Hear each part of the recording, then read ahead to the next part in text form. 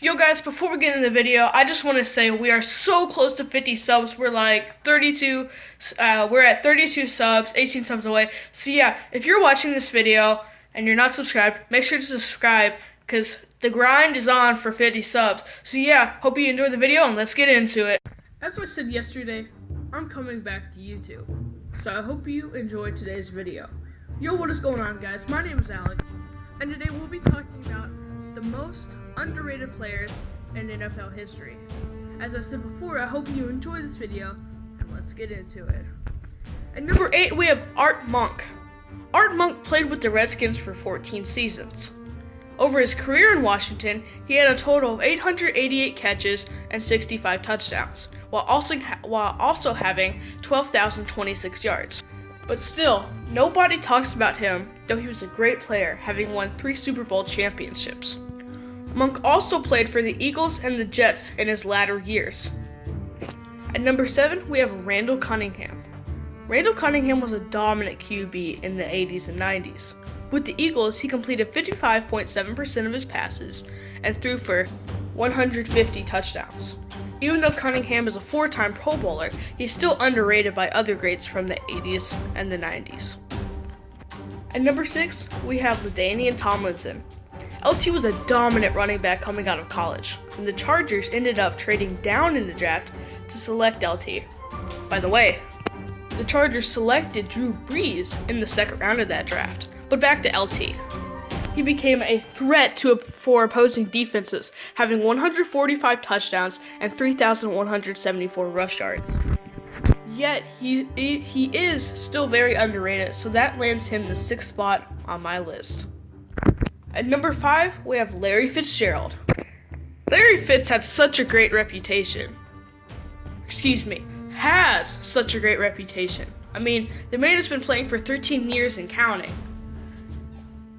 Playing with great quarterbacks such as Kurt Warner and Carson Palmer. Fitzgerald has had 1,125 receptions and 104 touchdowns. But because he is underrated, it makes me a bigger fan of his game, and that puts him on my list. Speaking of the 2-time champ, Kurt Warner slides in at the number 4 spot. Kurt had quite the career playing for the Cardinals and the Rams. Kurt threw for 208 touchdowns and completed 65.5% of his passes.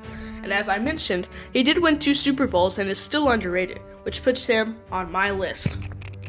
At number 3, we have Steve Young. When you think of the great 49ers dynasty of the 80s and 90s, you usually think of Joe Montana, Jerry Rice, etc. But who you should think of is Steve Young.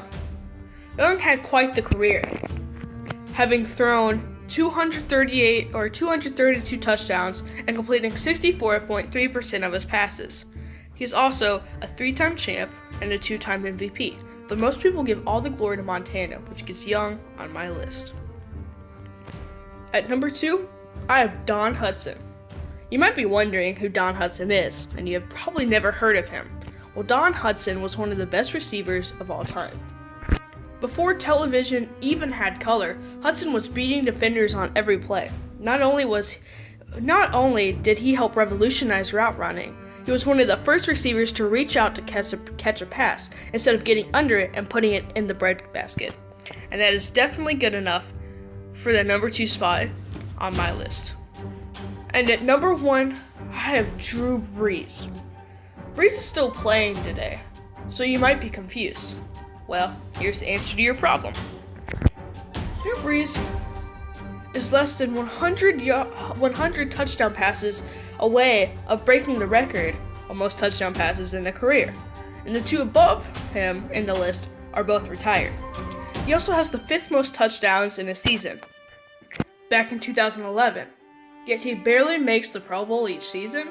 That's crazy to me. But I don't know. But I'd like to hear your opinion. But anyway, Brees is severely underrated. So he is at my number 1 spot.